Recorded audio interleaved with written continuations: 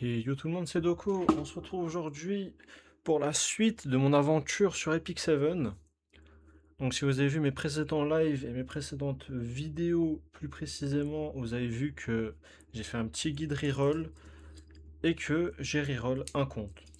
Donc là, c'est le compte que j'ai finalement décidé de garder. Vous allez vite comprendre pourquoi. Donc si vous avez vu la vidéo reroll, vous saviez ce que je projetais d'avoir, enfin ce que je voulais avoir. Et là, on a été gâté, vraiment, on a été gâté. Donc voilà, c'est un compte qui s'appelle Gogo Zeppeli. Voilà, je suis un grand fan de Jojo, ça faut le savoir. Jojo incroyable, incroyable, incroyable. Donc si vous voulez m'ajouter, c'est Gogo Zeppeli, tout collé. Hop, donc ça c'est autre chose, on va en parler après. Donc je suis rang 25, donc comparé à la première vidéo où je vous montrais comment se passent les étapes de la création d'un compte. Donc j'ai rien fait de plus, hein. Donc j'ai fini l'épisode 6, donc le prologue, les 4 chapitres.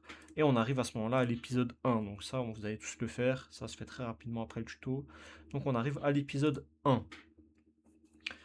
Donc, je vais vous parler un petit peu de mon compte, de ma box et de ce que je compte faire dans cette vidéo. Bon, j'ai eu Vildred dans la bannière de la prophétie, donc la bannière permanente.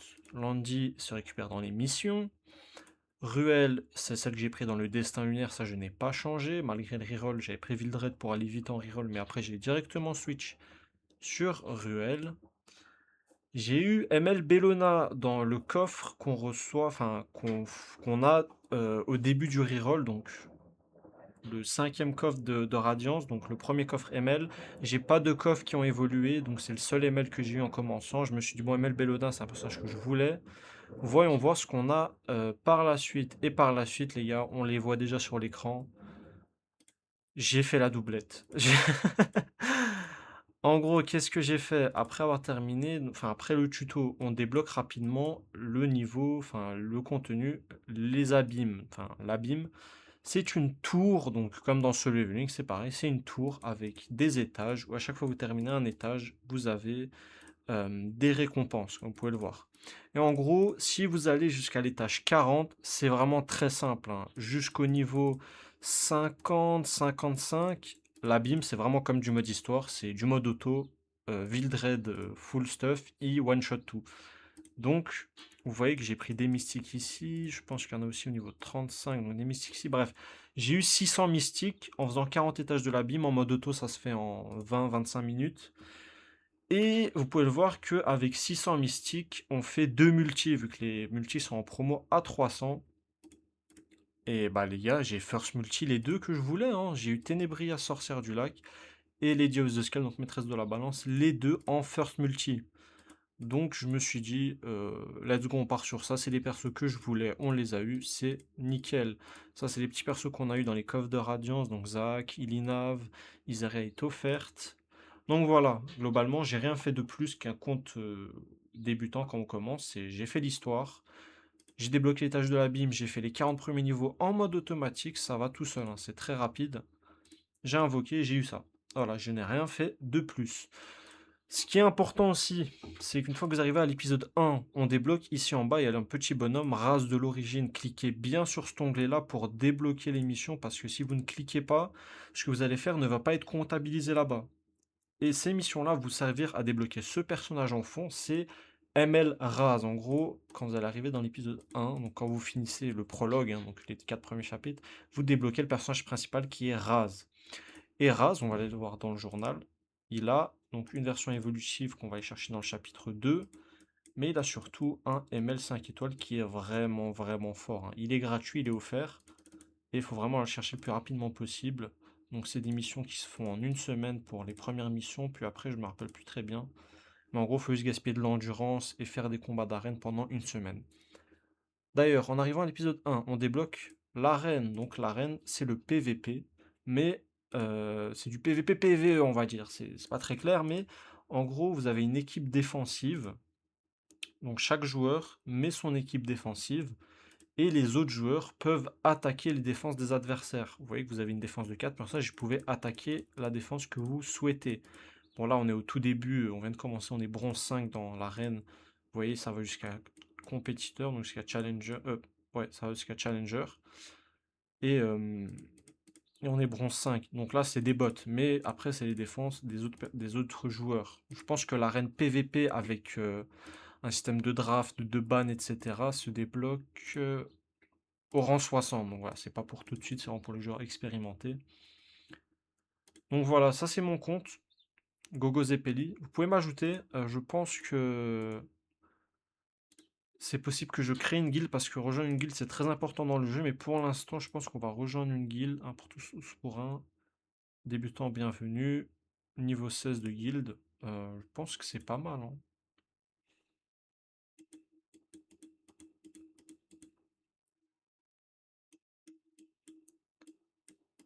On peut postuler. Ok, ils acceptent directement. Ok. Donc, c'est très important de rejoindre une guilde. Pourquoi? Parce qu'on a énormément de récompenses dans les guildes. Ça, c'est les missions de guilde. On a la boutique de guilde. En ayant certaines ressources, vous voyez, il y a énormément de choses intéressantes, dont des artefacts qui sont très très forts quand même.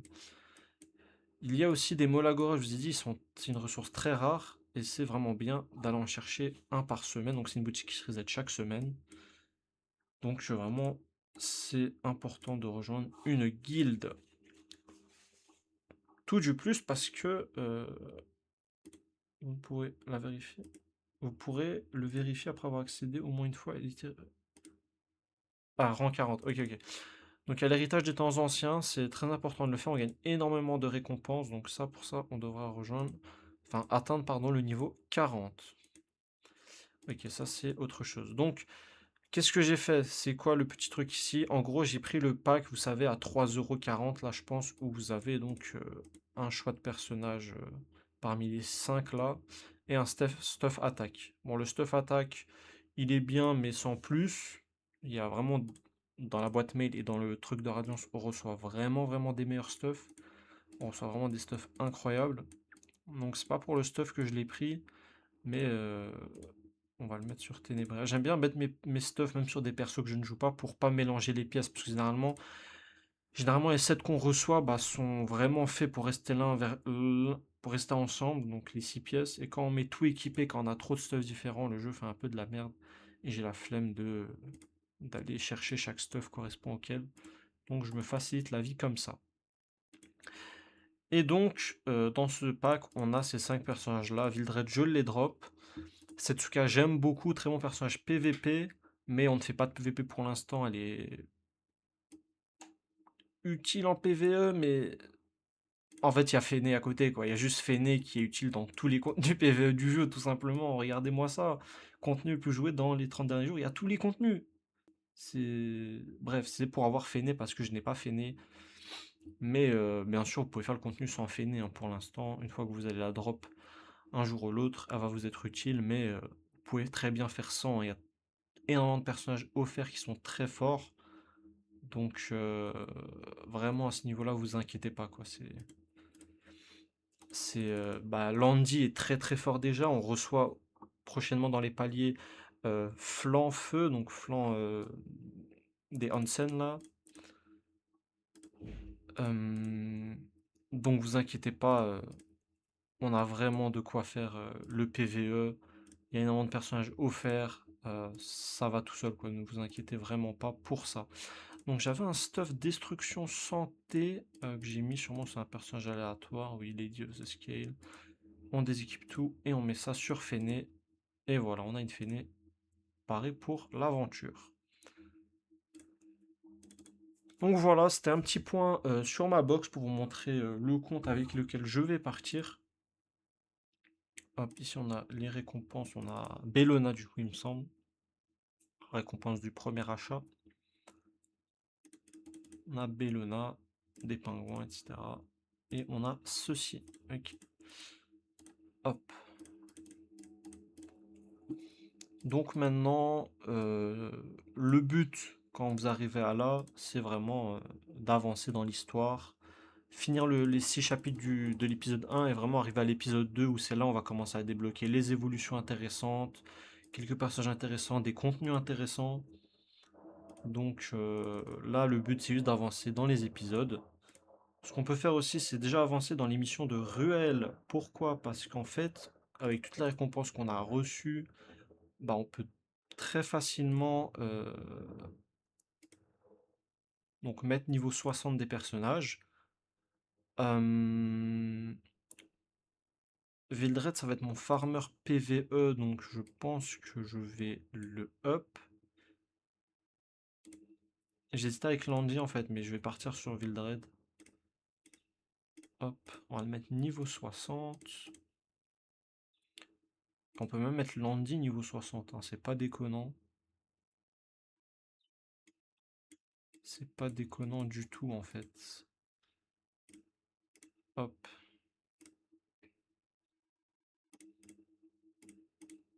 Voilà. Ça va vraiment être nos farmers. Donc à ce niveau-là, on va les éveiller aussi. Donc pour eux, il fallait éveiller jusqu'à la 5e étoile. Donc c'est ce qu'on va faire parce qu'on a eu énormément de coffres de runes. Donc on va les utiliser un maximum pour qu'on n'ait pas à farm des runes parce qu'on n'est pas en période de buff. Donc dans le jeu, il y a des périodes spécifiques où le jeu buff les récompenses, enfin le nombre de récompenses qu'on reçoit dans le contenu PVE. Donc vous voyez, on a des coffres de runes, on a des coffres de catalyseurs, on va éveiller la 5e étoile de Vildred. Mais oui, donc on a des moments dans le jeu où les contenus PVE sont buff en termes de récompenses qu'on gagne par try. Donc vraiment le plus intéressant c'est d'attendre les jours de buff pour farmer un maximum. Parce que comme je vous ai dit, les ressources sont faut vraiment faire attention à ces ressources dans le jeu. Et l'énergie, bah, c'est la ressource numéro 1 où il faut l'utiliser à bon escient parce que l'énergie, quand on est à court d'énergie, c'est vraiment chiant. Je pense qu'il faut éveiller un troisième personnage. Je pense que pour l'instant, je vais laisser ça comme ça parce que le troisième personnage que je vais éveiller, ce sera donc la flanc qu'on reçoit ici, hein. Je vais me focaliser sur elle parce qu'elle est vraiment ultra puissante, hein. Vraiment, c'est top tier personnage du jeu. Donc voilà, on a les petites récompenses là. C'est aussi pour cette récompense que j'ai voulu éveiller déjà mes persos. Euh,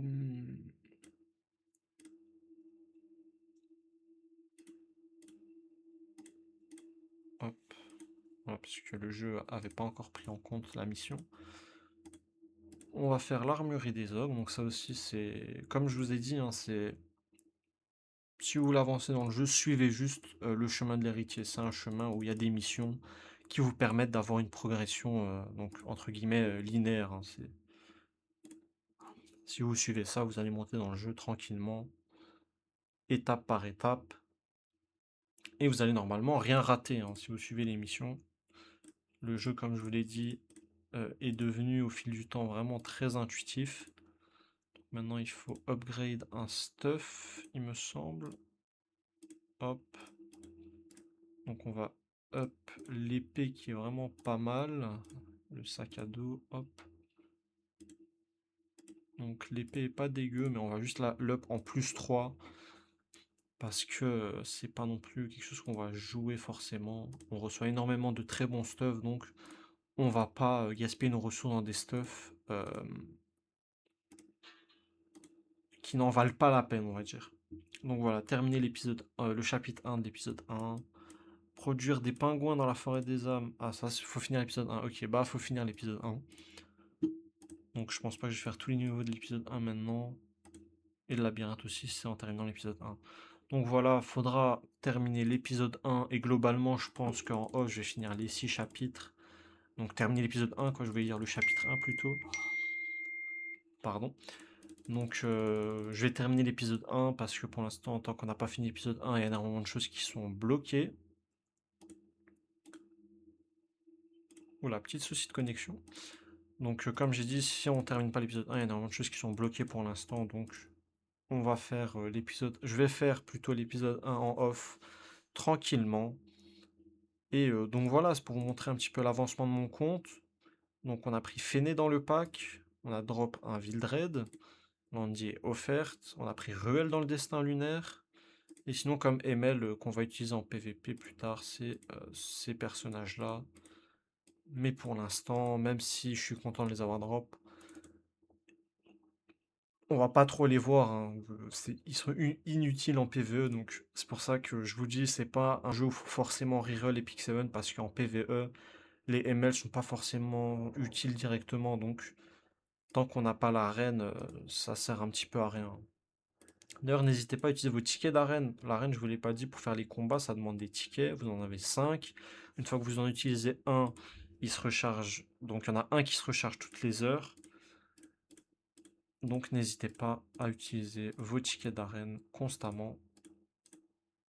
Et il y a le match rapide aussi dans l'arène, hein, donc vous pouvez faire ça, ça va se faire directement.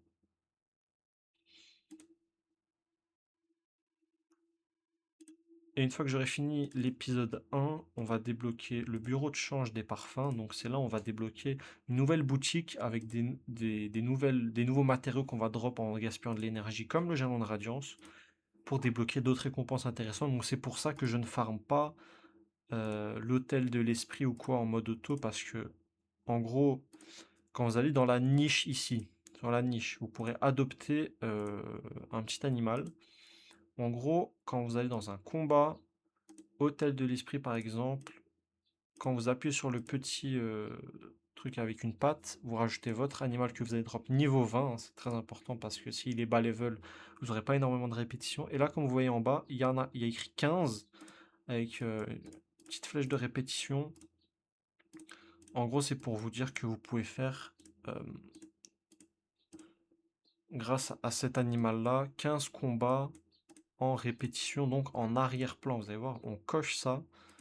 Et quand on commence, on clique sur le petit bouton ici à droite. Le combat se poursuivra automatiquement en arrière-plan. Et vous allez voir que vous pouvez faire ce que vous avez à faire dans le jeu. Donc regardez vos persos, etc. Et ici, vous avez votre combat qui tourne en mode automatique. Et sur le petit sac à dos ici, vous pouvez voir les récompenses que vous allez récupérer. Donc ça, c'est très intéressant. Mais je ne vais pas le faire tout de suite parce que j'aimerais, quand j'utilise mon énergie, donc débloquer ce bureau de change là pour aussi tout doucement drop la monnaie de ce shop là pour pouvoir acheter rapidement ce qu'il y a là-bas, parce que là-bas aussi on a un ticket ML aléatoire, donc ce serait intéressant aussi d'aller le chercher. Donc voilà, on se retrouve pour la suite. Je vais faire l'épisode 1 de mon côté parce que je pense que ça sert à rien de vous montrer du combat auto en boucle. Donc, je vais faire ça de mon côté. N'hésitez pas à m'ajouter en ami. J'accepte tout le monde parce que enfin, jouer avec des amis, ça aide à avoir cette monnaie-là qui est utilisable dans une boutique. Vous inquiétez pas, la boutique, si vous voulez, je vous ferai une vidéo à part pour vous expliquer tout ce qui est intéressant à prendre et comment on les récupère. Même si c'est assez intuitif, mais bon, au début, on est un petit peu perdu. Et moi, le premier, j'étais comme ça. Donc ça, si vous voulez, dites-le moi dans les commentaires. Je pense quand même que je la ferai pour vous aider. Mais je ferai une petite vidéo pour vous expliquer la boutique. euh, voilà, donc comment récupérer les monnaies des boutiques, je pense. Et sûrement une vidéo tier list pour, comme je vous avais expliqué dans le guide reroll, pour les ML sélectifs ici. Et pour la bannière permanente, parce qu'une fois que vous droppez le personnage en question, vous pouvez le retirer. Là, par exemple, on va retirer Fene. Et qui est-ce que vous pouvez remplacer? Donc ce serait intéressant de savoir les autres personnages qui sont forts, hein. Donc ça aussi, je ferai une vidéo là-dessus. Personnellement, je vais me mettre colis. Donc voilà, c'était tout pour aujourd'hui. Voilà un petit peu l'avancement de mon compte. On se retrouve pour une prochaine. C'était Doko. Ciao, ciao!